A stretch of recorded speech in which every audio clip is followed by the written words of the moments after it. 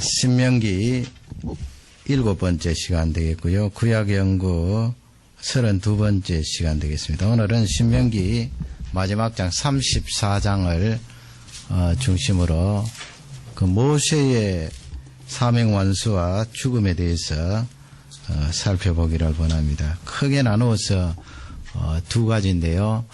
먼저 이제 우리가 살펴볼 것은 사명에 대해서 좀 이야기를 해야 될 것 같습니다. 하나님께서 우리 하나님의 백성들을 미리 부르셔서 사용하시지요. 그 사명 따라 이 세상에서 사역을 감당하게 되는데 그 모든 그 일들을 한 사람에게, 그러니까 많은 영역을 한 사람에게 다 맡기지는 않는다 하는 것을 잘 알려주고 있습니다.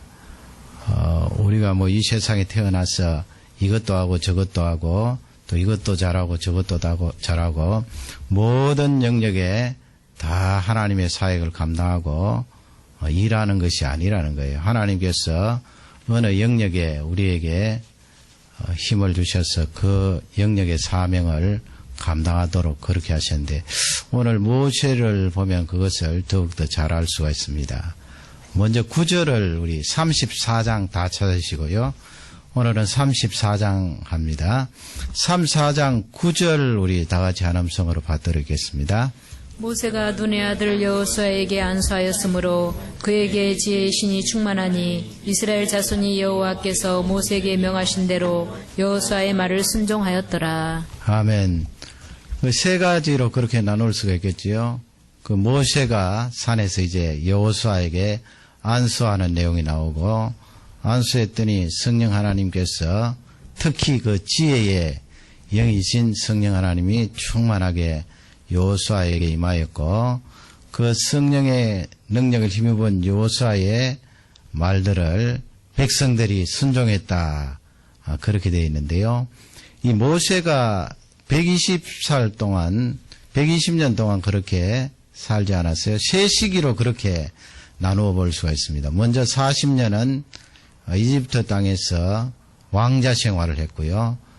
거기서 부여로움을 누리면서 얼마나 많은 학문을 연구했겠습니까? 또 거기에서 외국 이집트 문물을 다 배울 수 있게 되고 많은 그런 학문과 여러 가지 재능에 통달할 수 있도록 하나님께서 40년 동안 그를 훈련시켰고요.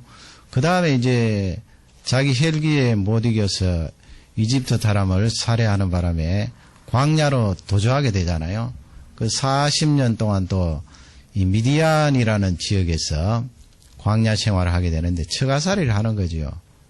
자그마치 40년 동안 왕자 생활했던 그가 처가에서 양을 치면서 이제 광야 생활을 합니다. 하나님께서 앞으로 광야 생활할 이스라엘 백성들을 인도시키려고 광야에서 양떼들을 지키는 그런 목동 역할을 했고요. 그 다음에 이제 80세에 하나님께서 그를 부르셨습니다. 사실은 시편 80편 말씀에 보면은 당시에 그 연령이 70이고 강건하면은 좀 건강하면은 80 정도, 요즘보다는 좀 짧은 것 같은데요. 그렇게 살았고 특히 그 광야 생활한 이스라엘 백성들은 그만큼도 살지 못했어요. 세상을 일찍 떠나게 되는데 그러나 하나님께서 이 모세는 80세에 부르셔서 40년 동안 그렇게 이스라엘 백성들을 잘 이끌어 나갈 수 있도록 은혜를 다해 주셨는데 그 모세가 출애굽하는 그 시점부터 모압 평지에 이르기까지 얼마나 큰 일을 많이 했습니까? 이 정도 되면 이제 가나안 땅에 들어가서 바로 직전인데 말이죠. 들어가서 가나안 백성들을 정복하고 그 땅에 이제 발을 들어놓아서 정착하는 데까지 모세를 사용해도 될 것 같은데 우리 하나님께서는 그렇게 하시지 않았어요. 요단을 건너기 전에 이 모세를 바꾸는 거예요. 지도자를 바꾸어서 여호수아가 이제 바턴을 받아서 가나안 땅에 들어가서 가나안 정복을 하도록 그렇게 하신 것입니다.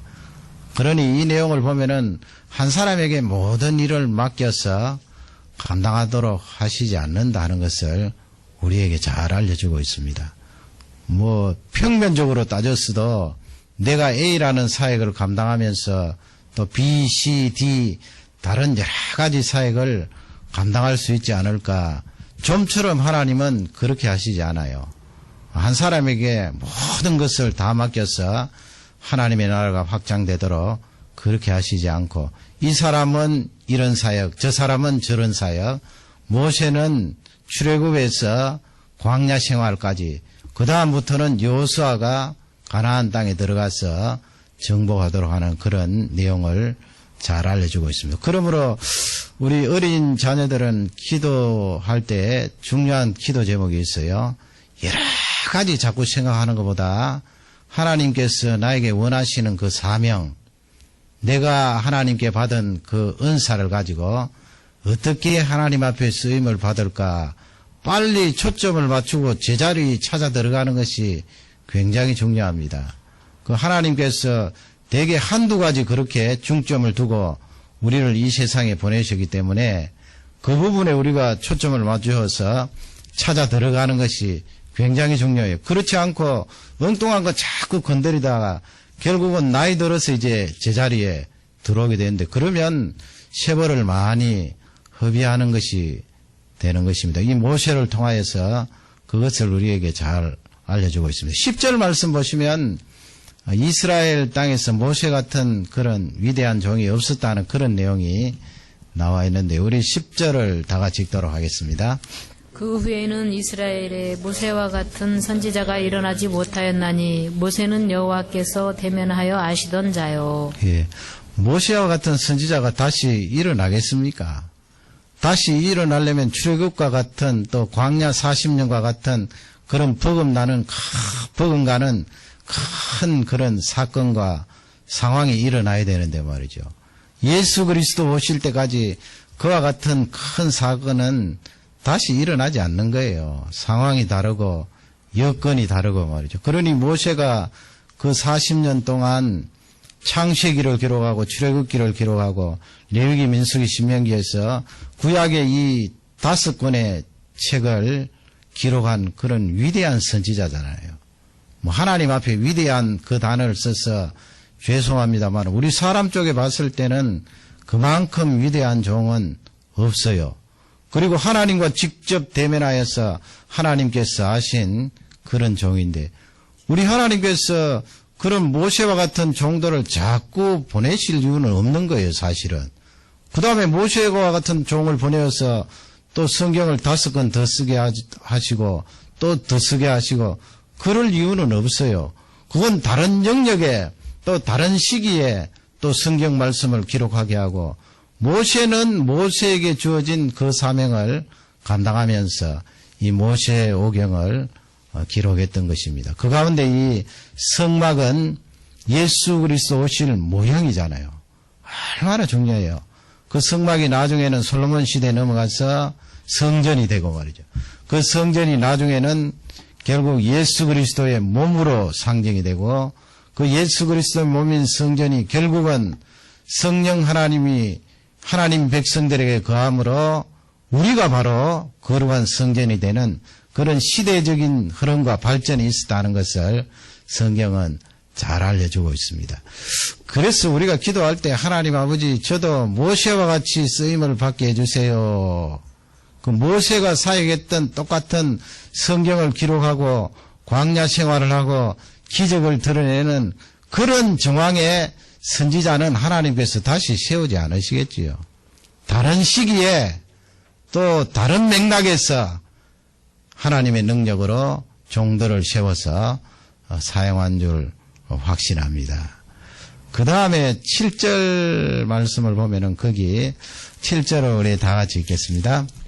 모세 죽을 때 나이 120세나 그 눈이 흐리지 아니하였고 기력이 쇠하지 아니하였더라. 예, 눈이 흐리지 않고 기력이 쇠하지 아니하였더라.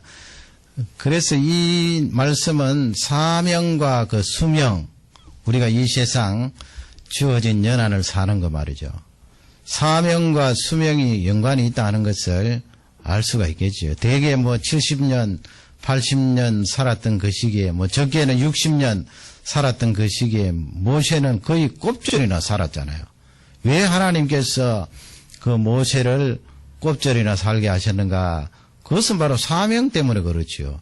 이스라엘 백성들이 출애굽에서 40년 동안 광야 여정을 걷다가 결국은 요단강 앞에 딱 머물렀을 때까지 모세의 사명이 거기까지 있는 거예요. 그 사명이 있는데 하나님께서 데리고 가실 리가 있겠습니까? 그러므로 우리는 근본적으로 죽음에 대해서 너무 두려워할 필요 없고요. 내가 사명이 있는 한 하나님께서 나에게 생명을 계속 주셔서 그 사명을 감당하게 하실 것이다 하는 그것은 틀림이 없어요. 그런데 여기서 우리가 살펴볼 것은 사명과 수명 이 두 가지를 놓고 기도하면서 내가 해야 될 역할이 있잖아요. 하나님께서 사명 감당한 나이지만은 나에게도 이 육신과 정신과 영혼을 육신과 정신과 영혼을 관리하도록 한 그 책임이 나에게 있어요. 그 너무 우리가 한쪽으로만 치우쳐서 하나님께서 나에게 주신 사명을 감당할 때까지는 나는 대충 아무렇게나 살아도 죽지 않는다. 그쪽으로만 자꾸 나가면 안 된다는 거예요. 다른 한면은 내가 관리하고 책임져야 할 그 영역이 있어요. 정신건강도 그렇고요. 이 육신건강도 그렇고요. 잘 관리를 해야 된다는 것입니다. 이 양측면을 생각하면서 기도하시고 여러분 운동도 하시고 또 음식도 좀 가릴 것은 가리고 그렇게 해야 됩니다. 내가 사명이 있다고 이 술이라든지 담배를 마음껏 먹어 제끼면 어떻게 되겠어요? 물론 뭐 사명을 잘 감당하는 사람이 그렇게 할 리는 없습니다만은 극단적으로 그렇게 나가버리면 아무리 나에게 주어진 사명이 있더라도 나 자신이 잘못 관리했기 때문에 그 부분은 내가 책임져야 되는 거예요. 그래서 일찍 죽을 수도 있어요. 그러니 이 내용을 보면서 양측면을 다 생각하고 꼭 우리가 유의해야 될 것은 하나님께서 나에게 주신 이 육신, 정신을 잘 관리하도록 기도하고 신경을 쓸 그런 내용을 말씀해 주십니다. 그래서 여기 캐나다는 우리가 미리 건강 진단하는 거 이런 부분이 좀 미약합니다만은 할 수만 있으면 또 건강 진단도 가끔 해보시고요. 그렇게 하셔야 돼요. 왜냐하면은 내가 사명이 있는 사람이기 때문에 사명을 감당해야 되기 때문에 그렇게 하는 거예요. 굳이 구질구질하게 오래 살겠다 그런 것보다도 사명이 있으니까 나의 이 수명이 얼마나 귀해요. 그러니 한쪽만 강조하지 말고 그 양쪽을 염두에 두고 사명 감당하는 그런 종들이 되시기를 바랍니다. 이 사명에 대해서 간략하게 이렇게 여러 각도에서 점검을 해봤습니다. 그 다음에 이제 오늘 주요하게 살펴봐야 될 것은 모세의 죽음이에요, 여러분. 모세의 죽음. 지금 이 신명기 34장 이 모세가 죽는 내용 이후로는 모세가 기록한 것이 아니겠죠. 후대에 다른 사람이 이제 기록한 거예요. 모세가 죽었는데 어떻게 기록을 합니까? 그것 때문에 자유주의 신학자들은 신명기는 모세가 기록하지 않았다 그러는데 그건 엉터리 말씀이고요. 34장 이 중간 이 부분은 모세가 기록하지 않은 것이 틀림없어요. 그런 성경이 여러 군데 있지요. 그러면 이제 1절을 한번 보죠. 어디서 모세가 세상을 떠났는가? 우리 1절 말씀을 다 같이 읽도록 하겠습니다. 모세가 모압 평지에서 누보산에 올라 여리고 맞은편 비스가산 꼭대기에 이름에 여호와께서 길르앗 온 땅을 단까지 보이시고. 예, 느보산, 비스가산 그렇게 나오는데 같은 이렇게 봉우리 산맥으로 보시면 되겠습니다. 그 산맥 안에 산 이름은 여러 개 그렇게 사용을 하잖아요. 봉우리가 다르니까 말이죠. 느보산 그렇게 외우시면 되겠습니다. 지도를 한번 보시기 바랍니다. 지도 보시면 많이 본 지도지요. 저쪽 사해 바다 위쪽에 보면은 화살표가 이렇게 강이 요단강이 있고 화살표가 이렇게 되어 있는데 그 화살표 아래쪽에 보시면 느보산이라고 되어 있습니다. 모세가 죽은 곳. 저걸 조금 더 확대를 해보면은요. 예, 더 크게 확대를 했습니다. 요게, 아니요, 여기 두세요. 요게 사해 바다고, 너보산이라고 크게 그렇게 확대를 했습니다. 바로 그 위에 흐르는 그 강이 요단강이 되었고, 뭐 예수님 세례 받으신 것이 정확하게 우리가 알 수는 없습니다만은 그 사해바다 위쪽에 예수님께서 세례 받으셨을 것이다. 그렇게 추정을 하는 거죠. 뭐 누가 100% 알 수가 있습니까? 그 다음에 공중에서 촬영한 것인데 3번은 예수님 세례 받은 요단강이고 2번이 바로 아래쪽에 있는 사해에서 조금 떨어져 있는 너보산입니다. 그 너보산에 이제 모세가 올라갔더니 하나님께서 길르앗 땅도 보여주시고 그 영안을 열어주셨겠죠. 그죠? 뭐 아무리 모세가 시력이 좋았다고 하지만 몇 킬로 보겠어요. 하나님께서 가나안 땅에 들어가지는 못할지라도 영안을 싹 열어주어서 멀리까지 그렇게 바라볼 수 있도록 그렇게 하셨다고 보면 됩니다. 그 다음에 그림이 있는데요. 지금 이제 그 모세가 죽은 그 자리에 기념교회가 있고요. 그 다음에 그 너보산에 올라가는 길이 지금 저렇게 되어 있습니다. 나중에 성지순례 가실 때 가보시면 되겠고요. 그러면 이제 이 5절, 6절 보시면 모세의 죽음에 대해서 이제 간략하게 기록이 되어 있는데 먼저 5절을 다 같이 읽도록 하겠습니다. 이에 여호와의 종 모세가 여호와의 말씀대로 모압 땅에서 죽어 여호와의 말씀대로 그렇게 되어 있지요. 모압 땅에서 죽었다. 너보산입니다. 1절에 나와 있는 대로. 거기 여호와의 말씀대로는 뭐예요? 그 모세가 하나님 앞에 거룩을 드러내지 않고 반석을 쳤기 때문에 너는 가나안 땅에 들어가지 못하리라. 그 하나님의 말씀대로 이제 세상을 떠나게 되었다. 그런 말씀이고요. 그 다음에 6절을 다 같이 읽겠습니다. 벳볼 맞은편 모압 땅에 있는 골짜기에 장사되었고 오늘까지 그 묘를 아는 자가 없으니라. 예, 그게 이제 우리가 궁금함을 가질 수 있는 내용인데요.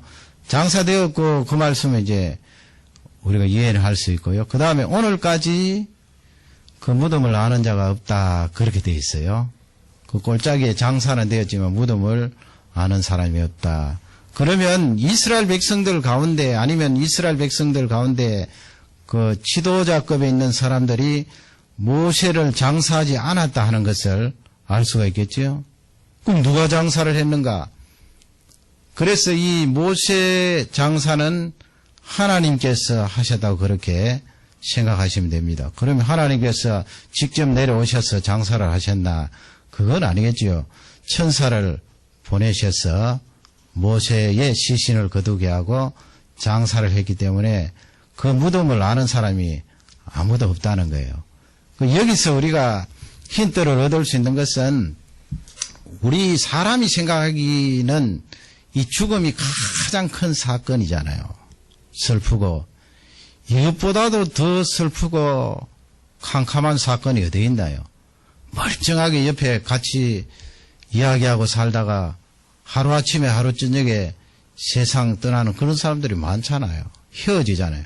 죽음이라는 것이 갈라놓아서 이제 영원히 육신을 가지고 있는 이 몸으로는 다시 만날 수가 없는데 말이에요. 죽음이 우리 인생에게는 가장 슬픈 그런 상황이에요. 그런데 우리 하나님께서는 이 모세의 그 죽음을 이스라엘 백성들이 장사하지 못하게 하고 하나님께서 장사하신 거예요. 우리 사람 쪽에 봐서는 죽음이 그렇게 슬프고 인생 가운데 큰 사건인데 40년 동안 고생하고 수고한 그 모세를 이스라엘 백성들 손수 묻도록 그렇게 하셔야 되잖아요. 시신을 거두어 묻으면서 슬퍼하도록 그렇게 하셔야 되는데 우리 하나님은 그렇게 하시지 않았어요. 그렇게 하지 않은 이유 가운데 하나는 사람들이 생각하는 그 죽음은 그렇게 크고 절망적이고 슬픔이지만은 하나님께서는 양쪽을 다 보시잖아요. 육신을 가지고 있는 우리, 또 세상을 떠나서 그 영혼 속으로 들어가는 우리 다 보시기 때문에 하나님이 보실 때는 인간이 말하는 그 죽음은 상황의 전환이지 환경의 변화지 하나님이 보실 때는 아무것도 아니라는 거예요. 아무것도 아니죠. 영혼까지 다 하시고 그 영원한 세계를 주관하고 계시는 그 하나님께서 보시기는 죽음이 무대수예요. 그 영원한 세계가 있는데요. 모세가 육신으로 이스라엘 백성들을 인도하다가 잠깐 이제 상황이 바뀌고 환경이 바뀐 그 자리로 넘어가는데요. 그렇기 때문에 이스라엘 백성들에게 그 장례 치르는 것을 크게 허락하지 않은 거예요. 그 영원한 세계가 있다는 말씀이고 하나님은 더 좋은 세계로 들어온 그 모세를 영접했기 때문에 육신의 장사에 대해서 강조하지 아니하셨다 하는 것을 꼭 잊지 마시기 바랍니다. 모세만 그런 것이 아니고 우리도 마찬가지겠지요. 우리야 뭐 지금 육신만 보고 육신만 알고 믿음으로 그 세계를 바라보기 때문에 그래도 죽음에 대해서 너무 슬퍼하고 고통스러워합니다마는 다시는 하나님이야 뭐 그게 큰 사건입니까? 하나님 앞으로 나오는데요. 그런 것을 염두에 두고 이 구절을 생각해 보시고 조금 더 이제 구체적으로 우리가 살펴볼 것은 두 가지예요. 그 두 가지 중에 하나가 무엇인가 하면 8절을 한번 읽어보세요. 8절. 다 같이 8절을 읽겠습니다. 이스라엘 자손이 모압 평지에서 애곡하는 기한이 맞도록 모세를 위하여 30일을 애곡하니라. 예. 30일 동안 이제 울었는데 사람이 말이죠. 근성으로 울어도 30일 동안 울면은 눈물이 나겠습니까? 30일 계속 운다는 건 쉬운 일이 아니에요. 그러나 이스라엘 백성들은 모세를 위하여 30일 동안 그렇게 예의상이겠지만은 애통을 했는데 그만큼 이스라엘 백성들에게 영향을 많이 미친 종이잖아요. 그 사람이 또 세상을 떠나게 되면 그 속에 슬픔을 가지고 지금까지 과거를 이렇게 추억해 보면서 능력을 드러내고 자신들을 위하여 일한 그 종을 위하여 이렇게 슬피 울었는데 하나님께서 그 시신을 이스라엘 백성들에게 내어주지 않은 중요한 이유는 그 시신을 내어주면 우상으로 만들어버려요. 우상. 수호신으로 만들어버려요. 이스라엘 백성들이 충분히 그러고도 남아요. 수호신으로 만든다고요. 그리고 그것을 미이라로 만들어서 어깨에 메고 가나안 땅에 들어가고 두고 자자손손 보존을 해서 나중에는 결국은 수호신이 된다고요. 그러면 하나님께서 가장 싫어하시는 거잖아요. 하나님의 능력으로 사람을 세워서 그에게 능력을 부어줘서 이스라엘 백성들을 인도하게 했는데 사람은 하나님의 능력은 온데간데 없고 하나님의 능력으로 일한 그 사람을 섬기고 우상으로 만드니까 하나님이 싫어하시고 결국은 채찍으로 내리칠 것이기 때문에 우리 하나님은 시신을 내어주지 않았어요. 그 중요한 이유가 되겠지요. 이스라엘 백성들을 위해서 그래요. 그러므로 여러분 우리 사람은 아무리 위대한 일을 해도 하나님처럼 하나님께 돌아가야 될 그 영광을 사람이 받아서는 안 돼요. 사람은 영광 받을 존재가 아니에요. 사람은 사명을 감당하다가 하나님이 부르시면 그냥 가는 거예요. 무덤도 없이 말이죠. 흔적도 없이 하나님 앞에 가면 돼요. 하나님께서 상급 주시고 하나님께서 그에게 더욱더 큰 영생을 선물로 허락해 주시는 줄 확신합니다.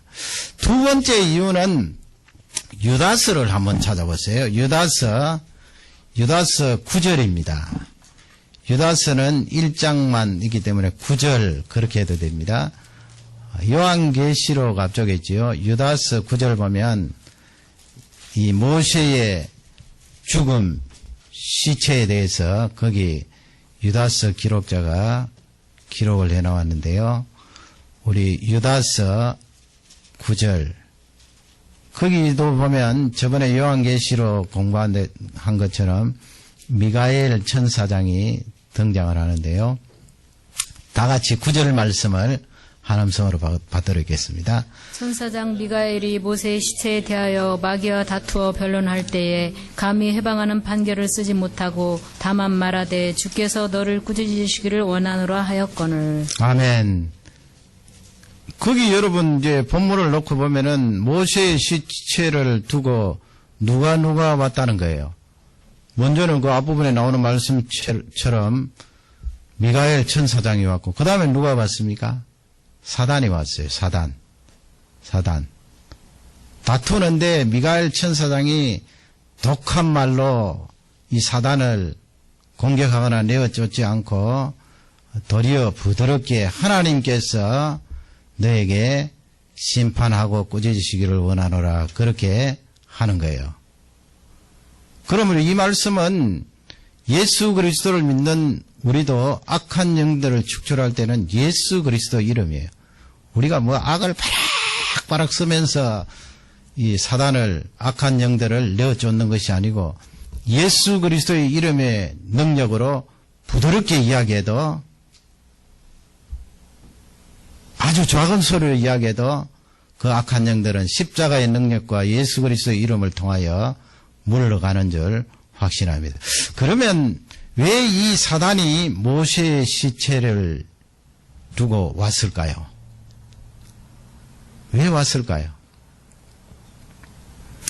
호스피스 사회가는 어떤 분이 그런 글을 길게 이렇게 썼던데, 그 내용을 보면은 우리가 이 드라마나 영화를 통하여 사람이 마지막에 이렇게 죽을 때 너무 미화가 됐다는 거예요. 그게 대개 사람들이 죽을 때는 여유를 가지고 또 자기 생각을 정리하면서 마지막에 이제 가족들을 품에 안겨서 유언을 남기고, 그렇게 또 어떤 사람은 웃으면서 세상을 떠난다. 그런 맥락으로 이제 작가들이 그렇게 시나리오를 쓰니까 드라마나 영화가 그렇게 만들어진다는 말씀입니다. 그것 때문에 우리 대개 일반인들은 우리 사람이 죽을 때 다 그렇게 세상을 떠나는 것으로 오해한다는 거예요. 그래서 이 호스피스 이분은 강연을 나갈 때 반드시 이 부분이 잘못되었음을 지적하고, 사람의 죽음은 가지각색이라는 거예요. 더욱이 이 암으로 세상을 떠날 때 너무나 절규하면서 인생을 비탄해야 하면서 슬퍼하면서 눈물을 툭툭 흘리면서 세상을 떠나는 사람이 그렇게 많다는 거예요. 제가 보기에는 그것 일반 저널이기 때문에 이분이 호스피스 사역을 하니까 아마 믿는 분 같은데요. 하나님에 대해서 거기에 글을 썼더라도 빼내겠지요. 그런 간접적인 그런 내용들이 쭉 나오는데, 왜 교도소 간증하는 그 박효진 장로님입니까? 그분이 간증하는데, 그분 친구가 이렇게 대학병원의 시체실에 근무하는 분인데, 저번에 내려오면서 들으니까 그런 간증을 하시더라고요. 그 친구가 예수님을 믿지 않은데 자기는 천국이 있다는 것을 믿는데요. 왜냐하면 시신을 보면 안다는 거예요. 하나님의 자녀가 세상을 떠날 때는 그렇게 얼굴이 평화스럽고 부들부들한데, 그렇지 않은 경우는 그렇게 무섭다는 거예요. 너무너무 무섭다. 왜 전에 자꾸 좀 무서운 이야기를 해서 그런데, 이 이름을 다 밝히지는 않겠습니다만, 그 야구 선수인데 옛날에 야구 잘했거든요. 야구 잘했는데 그 선수가 그 일가족을 그렇게 살해했어요. 몇 년 전인 것 같은데요.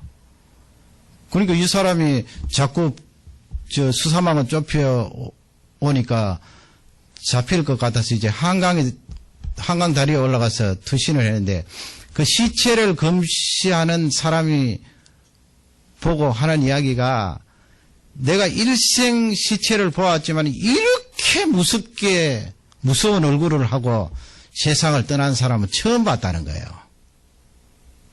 그러니 여러분, 사람을 살해하고 스스로 목숨을 끊으려고 하니까 얼마나 그 얼굴이 경직이 되고 세상을 떠나도 그렇게 공포스러운 얼굴을 하고 생명을 끊었는데 말이에요. 거기서 우리에게 주는 힌트가 무엇입니까? 하나님의 백성이 세상을 떠나면 여러분 홀로 하나님 품으로 갑니까, 우리가? 왜 홀로 가겠어요? 하나님께서 천사를 보내어 주셔서, 천사장도 보내어 주셔서 우리의 영혼을 받으시겠지요. 그러니 스데반 집사님께서 아버지의 내 영혼을 받으시옵소서 그렇게 기도하잖아요. 내 영혼이 떠나는데 하나님께서 홀로 하나님 보좌로 올라오도록 하시지 않아요. 천사를 보내주시겠지요. 그래서 우리 영혼을 받아서 하나님 품으로 인도하는데 유다서 9절 말씀은 사단이 거기 와 있어요. 사단이에요. 물론 그 말씀을 가지고 사람이 세상 떠날 때 사단이 다 온다 그러지요. 그러나 복음이 없이 예수 그리스도를 모시지 않고 세상을 떠나면 사단이 오겠지요. 그 영혼을 낚아가려고 온다고요. 왜 그렇게 세상을 떠나면서 무서운 얼굴을 하고 세상을 떠날까요? 안 가려고 몸부림을 칠 거 아니에요.